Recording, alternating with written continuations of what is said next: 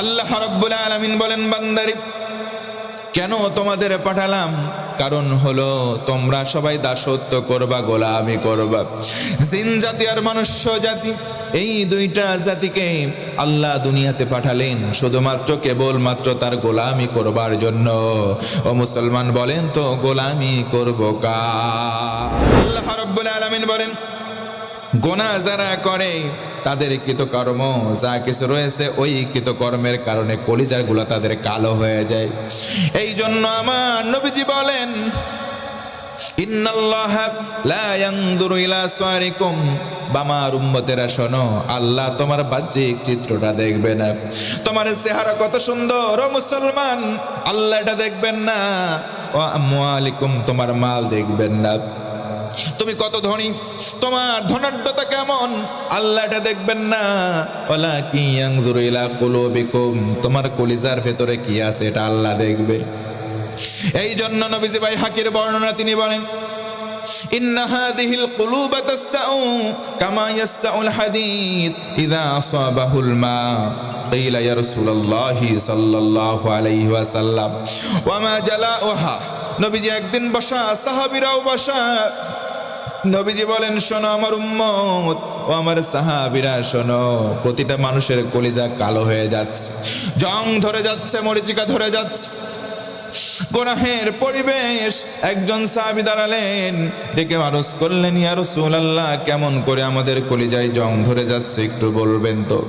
নবীজি বললেন, একটা লোহার টুকরা, একটা লোহার খণ্ড পানির মধ্যে যদি রেখে দেওয়া হয় যেমন ভাবে জং ধরে যায়, তেমনি ভাবে তোমরা যেই সমাজের মধ্যে আছো ওই সমাজের ভেতরে গোনা রন্ধ্রে রন্ধ্রে বেড়ে যায়, এই কারণে তোমার কলিজার ভেতরেও জং ধরে যাচ্ছে। বলেন নাউযুবিল্লাহ। কিয়ামতের দিনের চিত্রটা কেমন হবে? ইয়াউমা ইয়াফিরুল মারউ মিন আখিহি ওয়া উম্মিহি ওয়া আবি ওয়া সাহিবাতিহি ওয়া বানি। আমার আল্লাহ বলেন, ও গোলাম, আপন ভাইকে দেখে ভাই, আপন বাপ মাকে দেখে নিজের সন্তান, আবার স্বামীকে দেখে স্ত্রী, পাল্টা পাল্টি আবার তাদেরকে দেখে তারা, বরং উভয়কে দেখে উভয় কিয়ামতের দিন দৌড়িয়ে এমন ভাবে পালাতে থাকবে যেন ভীতিকর পরিস্থিতির মধ্যে তারা পড়ে গেছে। একটা সন্তান তার মায়ের কাছে যাবে, গিয়ে বলবে, ও মা তুমি তো জান্নাতি, আজকের দিনে আমি হলাম জাহান্নামী, একটা নেকির কমতি পড়েছে। মুসলমান বলেন তো নেকি কম পড়েছে কয়টা? আরো জোরে বলেন। একটা নেকির কমতি ঘাটতি পড়ে গেছে। সন্তান বলবে, ও মা একটা নেকি যদি দাও আজকের দিনে তোমার সঙ্গে জান্নাতে যেতে পারবো। মা ডেকে বলবে, কে আপনি? আপনাকে তো আমি চিনলাম না। মা বলবে, কে আপনি?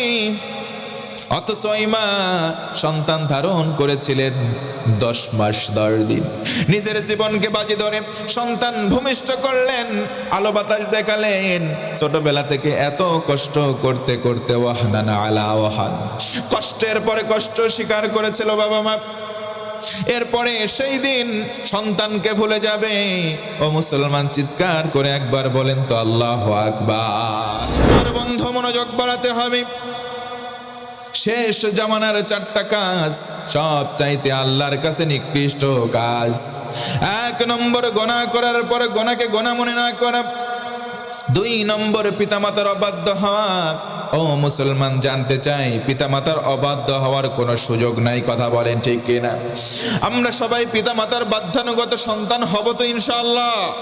যাদের পিতা মাতা নাই, পিতা মাতার জন্য দোয়া করব, তাদের কবরটা যেন আল্লাহ জান্নাতের বাগান বানায়। পড়েন আল্লাহুম্মা আমিন।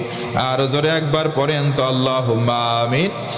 3 নম্বর গুনাহ হলো, আল্লাহ রাব্বুল আলামিন যতগুলো গুনাহ নিকৃষ্টভাবে ঘোষণা দিলেন, 3 নম্বর গুনাহ হলো জিনা করা।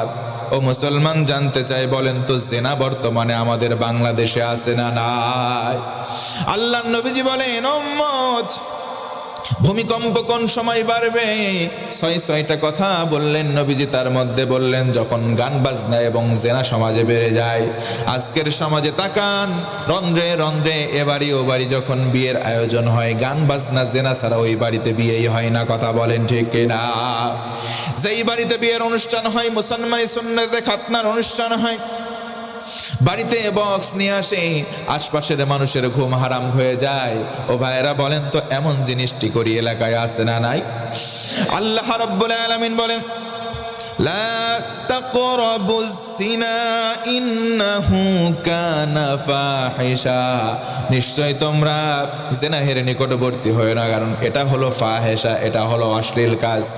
এখন যদি আমরা প্রশ্ন করি, আল্লাহ অশ্লীলতা থেকে আমরা বাঁচতে চাই, অশ্লীলতা মুক্ত জীবন চাই, তাহলে আমাদের জন্য করণীয় কি?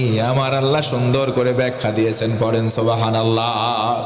আল্লাহ রাব্বুল আলামিন বলেন, ইন্নাস সালাতা তানহা আনিল ফাহশাই ওয়াল মুনকার।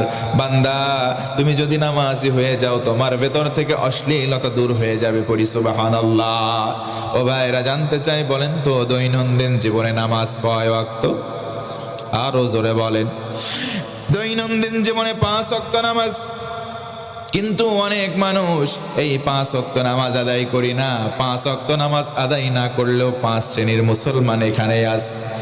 এক শ্রেণীর মুসলমান দেখবেন জুমার দিন আসে, শুক্রবারে মসজিদে যায়, সারা সপ্তাহ তারা নামাজ পড়ে না। তাদের নাম আমি দিলাম শুকুর আলী মুসল্লি। বলেন তো, শুধু শুক্রবারে নামাজ পড়নে মোলা 2-1 আছে না নাই?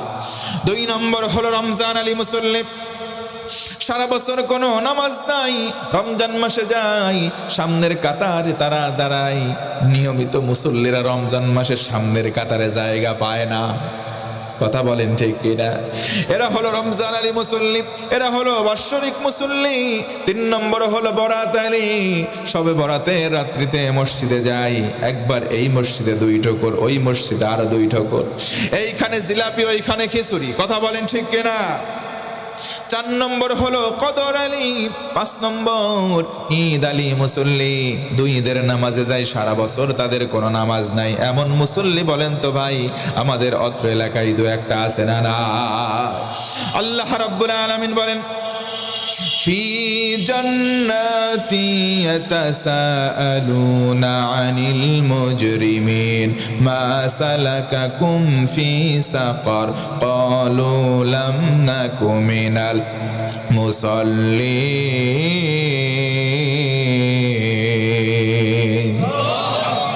ঘুম ধরে গেছে নাকি ভাই? জোরে বলেন আল্লাহু আকবার। আল্লাহ রাব্বুল আলামিন বলেন, জান্নাতীরা জান্নাতে চলে গেল, জাহান্নামীরা জাহান্নামে। 2 দল যাওয়ার পরে একে অন্যের দিকে তাকিয়ে দেখবে, হায় ওই যে একসঙ্গে একই এলাকায় থাকতাম, আজকে ওরা জান্নাতে, আমরা জাহান্নামে। জান্নাতীরা এবার জাহান্নামের নিকটবর্তী হবে, ডেকে বলবে, ভাই তোমরা কেন জাহান্নামে আসলে? তারা বলবে, লাম নাকু মিনাল মুসাল্লিন, আমরা দুনিয়ায় নামাজ পড়তাম না। ও মুসলমান, বলে নামাজ পড়ার দরকার আছে না নাই?